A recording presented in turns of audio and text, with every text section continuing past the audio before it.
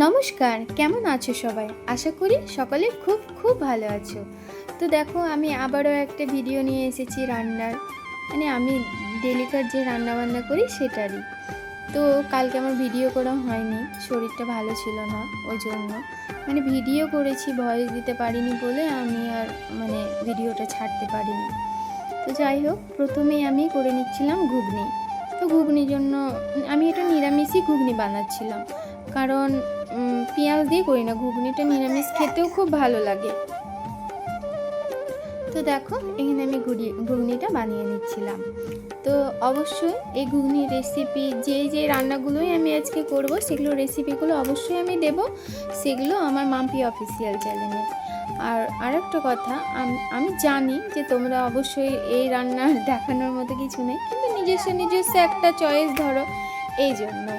তো দেখো, আমার কথা বলতে বলতে এদিকে ঘুগনিটা রান্না হয়ে গেল।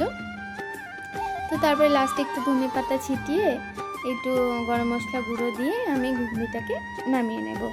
তো জলখাবারে ঘুগনি মুড়ি খেতে কার কার ভালো লাগে অবশ্যই কিন্তু কমেন্ট করে জানাবে। তোমরা কমেন্ট করো না কেন গো?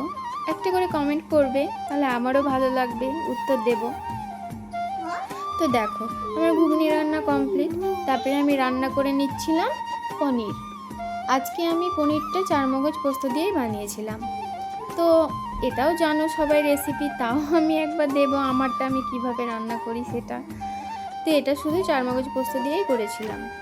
তো দেখো, অবশ্যই এই রেসিপিটা না দিলেও হবে, এর আগের আমি একটা পনিরের রেসিপি করেছিলাম, সেটা দিয়েছিলাম। তো দেখো, এদিকে আমি লাল লাল করে পনিরটাকে ভেজে নিচ্ছিলাম। তারপরে পনিরটা ভেজে নেওয়ার পরে গোটা গরম মশলা দিয়ে, তেজপাতা, টমেটো দিয়ে, এটাও নিরামিষ, দিয়ে দিচ্ছিলাম।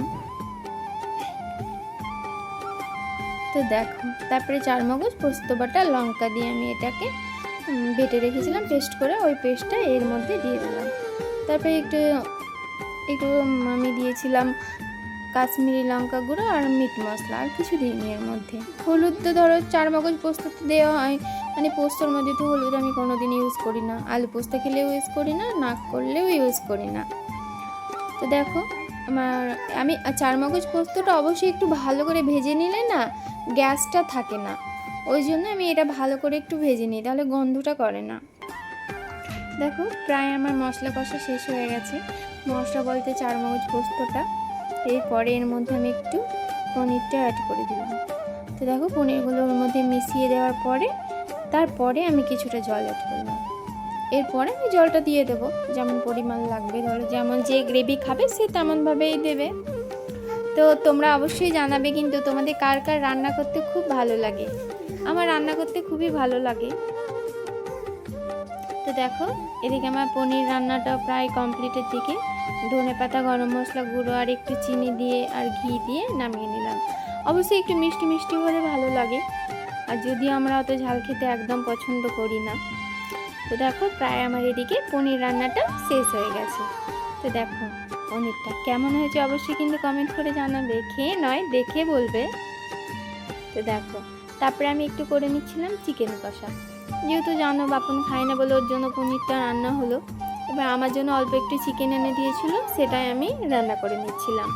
যদি আমি চিকেন অত পছন্দ করি না, কিন্তু আমি খাই, এমন কোনো জিনিস নেই যে আমি একবারে অপছন্দ করি বলে সেটা খাবোই না, সেটা নয়, কিন্তু খাই একটু একটু। তো দেখো, এটা আমি নর্মালি একটা চিকেন কষা করছিলাম, এটা রেসিপিটা আমি দেবো পরে। তো দেখো, আমি চিকেন কষাটা এদিকে ছোটো কড়াই রান্না করছিলাম, কোনো ওটাতে আর করবো না বলে এই কড়াইয়ে চাপিয়ে দিলাম, অল্প একটু মাংস ছিল তো ওই জন্যই। তো তোমরা কে কে চিকেন কষা খেতে ভালোবাসো অবশ্যই কিন্তু জানাবে। তো দেখো, আমি এখানে চিকেনটা কষিয়ে নিচ্ছিলাম। তো প্রতিদিন ভিডিও করি, বলছি না যে ছাড়া, কালকে যেমন আমার শরীরটা ভালো ছিল না, ভয়েসের জন্য আমি আর ভিডিওটা দিতেই পারলাম না। তো আজকে আমার এখনও কাশি হচ্ছে, তাও আমি ভয়েসটা দিচ্ছি, কিছু মনে করো না, মাঝে একবার কাশলাম। তারপরে আমি একটু আজকে রান্না করে নিচ্ছিলাম ফ্রায়েড রাইস।